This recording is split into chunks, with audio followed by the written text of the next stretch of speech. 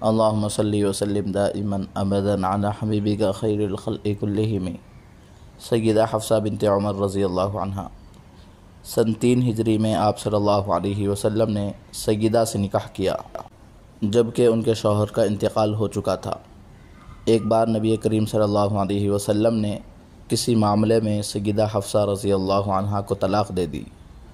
کچھ دیر نہ ہوئی جبرائیل امین آئے اور اللہ کا یہ پیام پہنچایا کہ آپ اپنی طلاق واپس لے لیں، کیونکہ سیدہ حفصہ رضی اللہ عنہ صوامہ قوامہ صفت خاتون ہیں، کثرت سے روزے رکھنے والی، رات کو بکثرت عبادت کرنے والی، اور یہ بھی کہ یہ خاتون جنت میں آپ صلی اللہ علیہ وسلم کی بیوی ہوں گی۔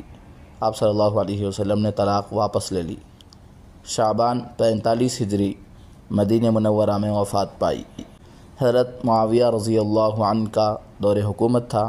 مروان بن حکم امیر مدینہ نے نماز جنازہ پڑھائی۔ وفات کے وقت سیدہ کی عمر شریف 60 سال تھی۔